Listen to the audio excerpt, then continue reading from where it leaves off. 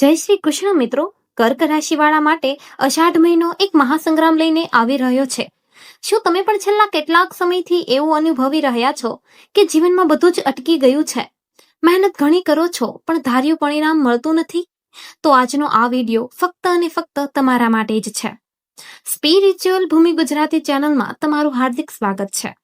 આજે આપણે વાત કરીશું કે અષાઢ મહિનામાં કર્ક રાશિના જાતકોના જીવનમાં કેવા મોટા બદલાવ આવવાના છે અને આ મહાસંગ્રામમાંથી કેવી રીતે વિજયી થવું.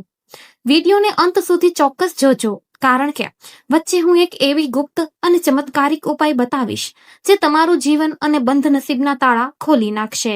મિત્રો, કર્ક રાશિના લોકો સ્વભાવે ખૂબ જ લાગણીશીલ અને પ્રેમાળ હોય છે. તમે બીજાનું ભલું કરવામાં ક્યારેય પાછળ પડતા નથી, પણ જ્યારે તમારો વારો આવે છે ત્યારે પોતાના જ લોકો સાથ છોડી દે છે. મેં તમારા પોતાના અનુભવથી અને ઘણા લોકોના જીવનમાં જોયું છે કે કર્ક રાશિવાળા પોતાના આંસુ છુપાવીને દુનિયા સામે હસતા રહે છે. પોતાનું દુઃખ કોઈને કહેતા નથી. અષાઢ મહિનો વરસાદનો મહિનો છે અને કર્ક રાશિનો સ્વામી ચંદ્ર છે.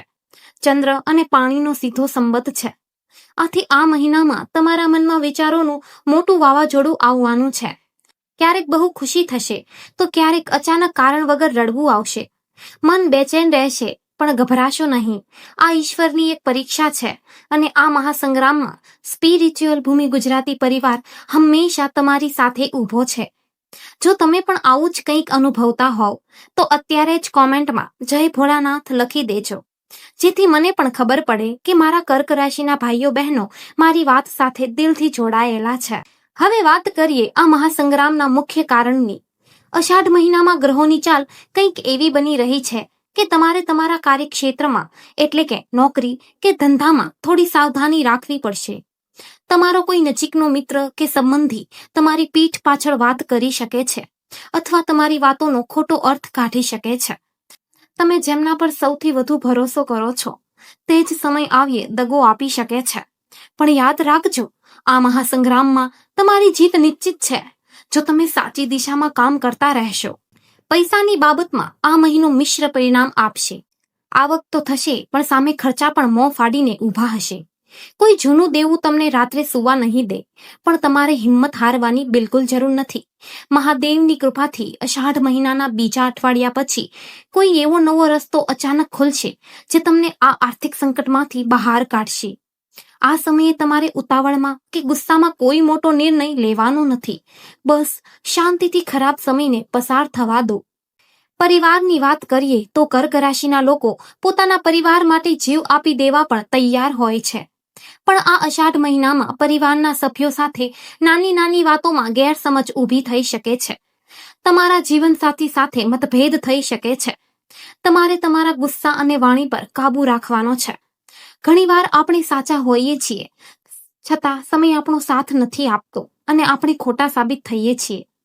આવા સમયે મૌન રહેવું સૌથી સારો ઉપાય છે. યાદ રાખો કે સંબંધો કાચ જેવા નાજુક હોય છે. એકવાર તૂટે પછી સાંધાતા બહુ વાર લાગે છે. તમારા માતા પિતાના આશીર્વાદ લઈને જ ઘરની બહાર નીકળજો.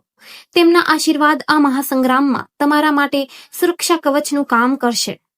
જો તમે વિવાહિત છો તો તમારા પાર્ટનરની ભાવનાઓને સમજવાનો પ્રયાસ કરજો. કોઈ બહારની ત્રીજી વ્યક્તિની વાતમાં આવીને ઘરનું શાંત વાતાવરણ બગાડતા નહીં. સ્વાસ્થ્યની દ્રષ્ટિએ પણ આ સમયમાં તમારે તમારા શરીરની ખાસ કાળજી લેવી પડશે. વાતાવરણમાં થઈ રહેલા બદલાવને કારણે શરદી, ખાંસી, સાંધાનો દુખાવો કે પેટને લગતી નાની મોટી બીમારીઓ પરેશાન કરી શકે છે. બહારનું ખાવા પીવાનું બિલકુલ બંધ કરી દેજો. તમારા મન પર જે ચિંતાનો મોટો બોજ છે તેની સીધી અસર તમારા શરીર પર પડી રહી છે. રાત્રે ઊંઘ ન આવવી, સતત નકારાત્મક વિચારો કરવા, આ બધું તમારા સ્વાસ્થ્યને અંદરથી ખાઈ રહ્યું છે. રોજ સવારે થોડો સમય કાઢીને પ્રાણાયામ કરો અથવા ખુલ્લી હવામાં ચાલવા જાઓ. તમારું શરીર જ તમારું સાચું મંદિર છે. જો એ જ સ્વસ્થ નહીં હોય તો તમે આ મહાસંગ્રામ સામે કેવી રીતે લડશો? તેથી પોતાનું અને પોતાના પરિવારનું ખાસ ધ્યાન રાખો. મને અહીં એક ભાઈની વાત યાદ આવે છે. તેઓ પણ તમારી જેમ જ કર્ક રાશિના હતા. તેમનો ધંધો સાવ પડી ભાંગ્યો હતો. ઘરમાં રોજ કંકાસ થતો હતો અને ચારે બાજુથી નિરાશા ઘેરી વળી હતી. તેઓ મારી પાસે આવ્યા અને ખૂબ રડવા લાગ્યા. મેં તેમને સમજાવ્યું કે ભાઈ, આ સમય ગ્રહોનો મહાસંગ્રામ છે, પણ જો તું ઈશ્વર પર અતૂટ શ્રદ્ધા રાખીશ તો આ કપરો સમય પણ પાણીની જેમ વહી જશે. મેં તેમને અષાઢ મહિનામાં કરવાનો એક નાનકડો ઉપાય બતાવ્યો હતો અને તમે સાચું માનજો મિત્રો, માત્ર 15 દિવસમાં તેમના જીવનમાં એવો ચમત્કાર થયો કે તેમનો અટવાયેલો પૈસો પાછો આવવા લાગ્યો અને ઘરમાં ફરીથી શાંતિ છવાઈ ગઈ. મિત્રો, ઈશ્વરના દરબારમાં દેર છે પણ અંધેર નથી. તમારી ભક્તિમાં અને વિશ્વાસમાં શક્તિ હોવી જોઈએ. જો તમને વિડીયોમાં મજા આવતી હોય અને એવું લાગતું હોય કે આ વાતો સીધી તમારા દિલમાં ઉતરી રહી છે, તો ચેનલને અત્યારે જ સબસ્ક્રાઇબ કરવાનું ભૂલતા નહીં. કારણ કે સ્પિરિચ્યુઅલ ભૂમિ ગુજરાતી હંમેશા તમને અંધકારમાંથી પ્રકાશ તરફ જવાનો સાચો રસ્તો બતાવે છે. વિડીયોને લાઈક કરીને તમારા મિત્રો અને પરિવાર સાથે શેર જરૂર કરજો, જેથી બીજા કોઈ દુઃખી કે મૂંઝવાયેલા માણસને સાચું માર્ગદર્શન મળી રહે. હવે હું તમને એ મહા ઉપાય બતાવવા જઈ રહી છું જેની તમે આતુરતાથી રાહ જોઈ રહ્યા હતા. આ ઉપાય તમારે આ અષાઢ મહિનામાં શ્રદ્ધાપૂર્વક કરવાનો છે. આ ઉપાય ખૂબ જ સરળ છે અને કોઈ પણ સામાન્ય માણસ સરળતાથી કરી શકે છે.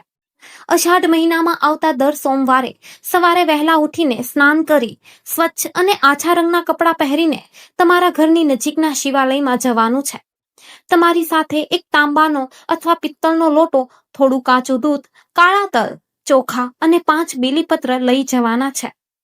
શિવલિંગ પર ધીરે ધીરે દૂધ અને જળનો અભિષેક કરતા કરતા મનમાં ઓમ નમઃ શિવાય મંત્રનો સતત જાપ કરો. ત્યારબાદ બીલીપત્ર પર ચંદનથી રામ લખીને શિવલિંગ પર અર્પણ કરો અને તમારા મનની જે પણ મૂંઝવણ કે દુઃખ હોય તે આંખો બંધ કરીને ભોળાનાથને કહી દો. આ ઉપરાંત દરરોજ સાંજે સૂરજ આથમે ત્યારે ઘરના મુખ્ય દરવાજાના ઉંબરે ગાયના ચોખ્ખા ઘીનો દીવો પ્રગટાવવો. આ નાના અને સાદા લાગતા ઉપાયથી તમારા ઘરની બધી જ નકારાત્મક ઉર્જા કાયમ માટે દૂર થશે અને સકારાત્મક ઉર્જાનો વાસ થશે. તમારા અટકાયેલા કામો પૂરા થવા લાગશે અને આ ગ્રહોના મહાસંગ્રામમાં તમને શાનદાર વિજય મળશે. મિત્રો, જીવન એક લાંબી સફર છે અને તેમાં સુખ દુઃખના સ્ટેશન તો આવતા જ રહેવાના. કર્ક રાશિવાળા ખૂબ નસીબદાર હોય છે, કારણ કે તેમની પાસે એક શુદ્ધ, પવિત્ર અને માયાળુ હૃદય હોય છે. દુનિયાના લોકો તમારી કદર કરે કે ન કરે, પણ પેલો ઉપરવાળો તમારા દરેક સારા કર્મનો પૂરો હિસાબ રાખે છે. આ અષાઢ મહિનો તમને તોડવા માટે નહીં, પણ અંદરથી મજબૂત અને કઠણ બનાવવા માટે આવ્યો છે. ડર્યા વગર અને હિંમતથી દરેક પરિસ્થિતિનો સામનો કરો. હંમેશા યાદ રાખજો, ઘનઘોર કાળી રાત પછી જ સવારનો સોનેરી અને તેજસ્વી સૂરજ જ ઉગે છે. આ મહાસંગ્રામ તમારો અંત નથી, પણ એક નવી અને સુખદ શરૂઆત છે. સ્પિરિચ્યુઅલ ભૂમિ ગુજરાતીની આ હૃદયસ્પર્શી માહિતી તમને કેવી લાગી તે કમેન્ટ કરીને જરૂર જણાવજો. કમેન્ટ બોક્સમાં હર હર મહાદેવ અથવા જય માતાજી લખીને તમારી હાજરી નોંધાવજો, જેથી મને પ્રોત્સાહન મળે. જો તમે ચેનલ પર પહેલી વાર આવ્યા છો તો સબસ્ક્રાઇબ બટન દબાવીને બેલ આઇકન જરૂર દબાવજો, જેથી અમારા આવનારા તમામ ઉપયોગી વિડીયો તમને સૌથી પહેલા જોવા મળે. માતા રાણી અને દેવોના દેવ મહાદેવ તમારી તમામ મનોકામનાઓ પૂર્ણ કરે અને તમારા જીવનમાંથી બધા જ કષ્ટો દૂર કરે એવી મારી દિલથી પ્રાર્થના છે. મળીએ છીએ આવતા વિડીયોમાં એક નવી, સચોટ અને રસપ્રદ માહિતી સાથે. ત્યાં સુધી પોતાનું અને પોતાના પરિવારનું ધ્યાન રાખજો.